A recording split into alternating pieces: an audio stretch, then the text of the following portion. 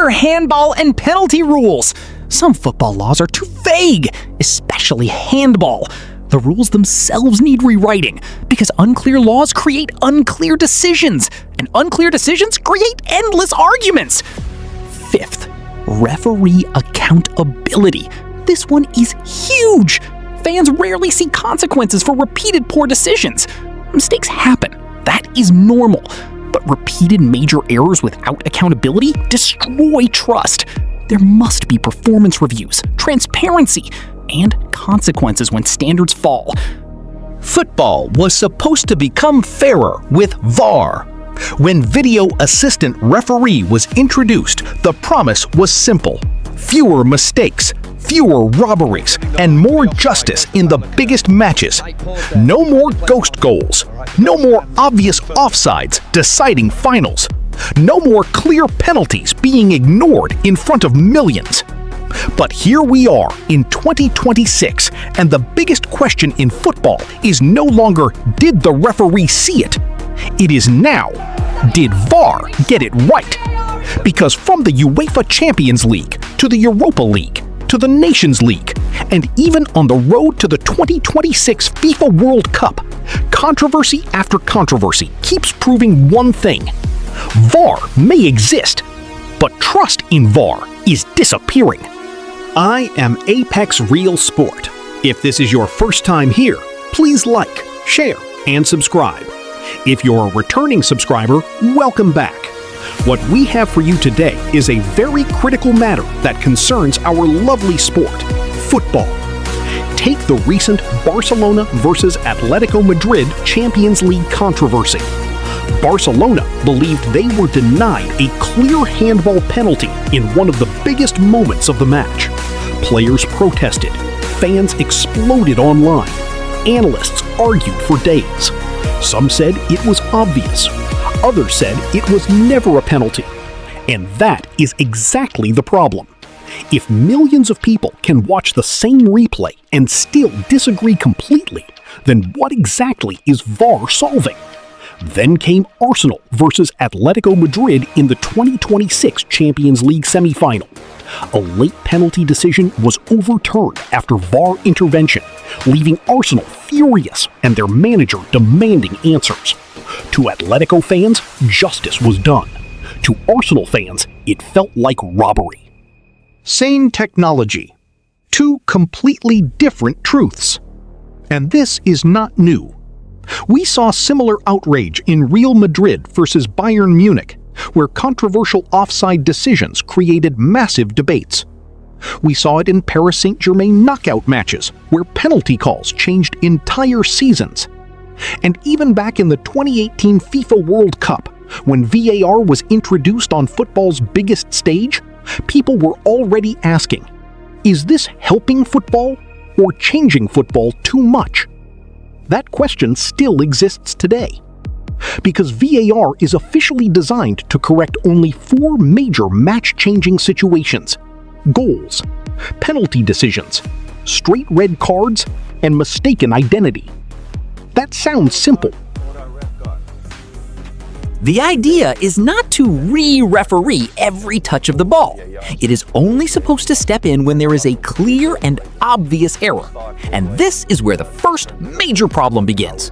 Because what exactly is clear and obvious? To one referee, a handball is obvious. To another, it is natural body movement. To one VAR official, there is enough contact for a penalty. To another, it is simulation. To one referee, a challenge is dangerous enough for red. To another, it is just aggressive football. This is why fans get frustrated, because technology is supposed to remove subjectivity. But football laws themselves are still subjective, and that means VAR is still human. Not robotic, not perfect, human. Now, to be fair, VAR has improved football in many ways. Without VAR, obvious offside goals would still decide semifinals. Wrong red cards could still destroy finals. Clear penalties could be ignored completely. Offside line technology, goal line technology, and frame-by-frame reviews have prevented many disasters. Statistically, decision accuracy has improved. More correct calls are made now than before VAR existed. That part is true. VAR as a tool works. The real problem is not the technology. It is the application. And that is where trust starts to disappear. The biggest complaint from fans is inconsistency. The exact same incident can produce two completely different decisions depending on the competition, the referee, or even the day. A handball given in the Champions League on Tuesday is ignored in the Nations League on Thursday. A penalty awarded in La Liga would never be given in the Premier League. A soft contact becomes a red card in one match and play on in another. This destroys confidence because football fans can accept bad luck. What they cannot accept is unpredictability. They want consistency, not perfection, consistency. Then comes the emotional problem, the death of celebration. A striker scores in the 90th minute. The stadium explodes. Fans are screaming. Players are sliding on the grass. And then everyone stops.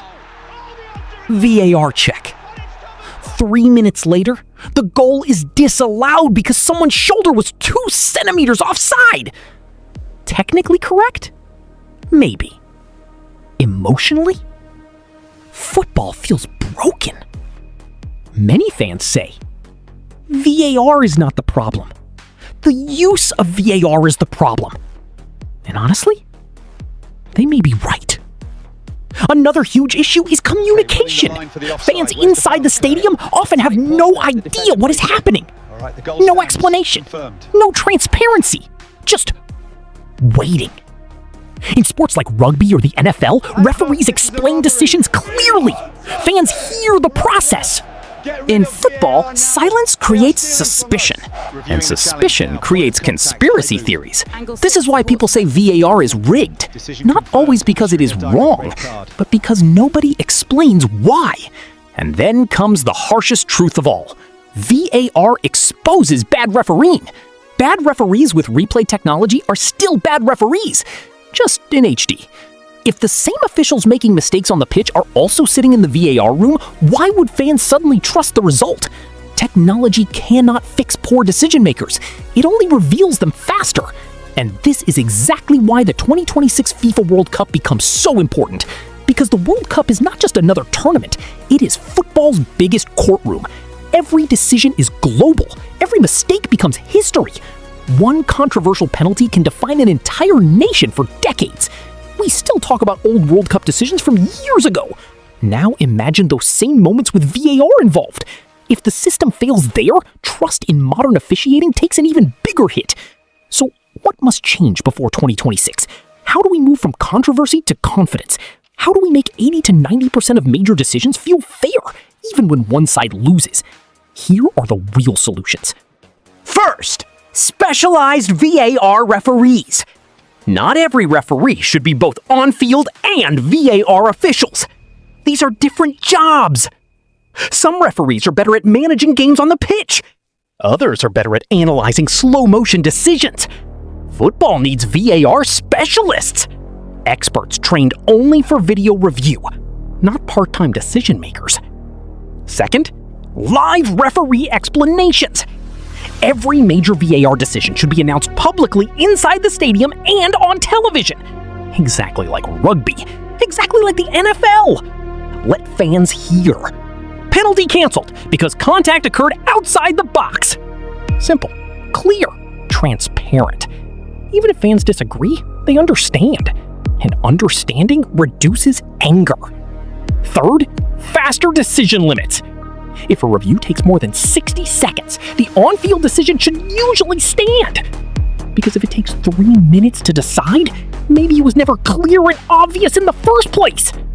VAR was created for obvious mistakes, not courtroom investigations. Fourth, better handball and penalty rules. Some football laws are too vague, especially handball. The rules themselves need rewriting, because unclear laws create unclear decisions, and unclear decisions create endless arguments.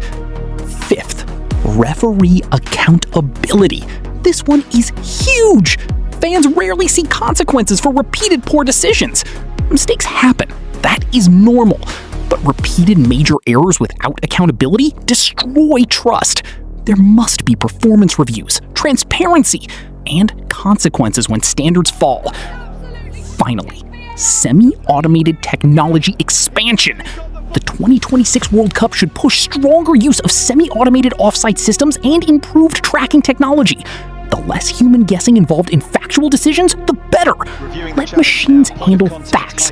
Let humans handle judgment. That balance matters, because removing VAR completely would be a mistake. Without VAR, football would return to obvious injustice. Ghost goals. Missed red cards. Wrong finals. That is worse. But keeping bad VAR systems is also dangerous. Because fairness without trust is still failure. So here's the honest truth. VAR is reliable for facts. Offside lines. Ball crossing the goal line. Contact points. But it becomes unreliable when subjectivity enters. Penalties. Handballs. Red cards. Soft fouls? That is where controversy lives. So yes, VAR works. But trust in VAR does not. And until football fixes consistency, speed, transparency, and accountability, the debate will never end. The 2026 World Cup could either restore faith in officiating or become the biggest example of why fans no longer trust the system. And honestly, football cannot afford to get this one wrong, especially this year, 2026 World Cup that is around the corner. What do you think? Should VAR stay? Should it be removed completely? Or should football rebuild the system before the World Cup begins? Drop your opinion below, because this debate is far from over. Comment, share, like, and subscribe to Apex Real Sports for another interesting episode that involves our most beloved sports, football.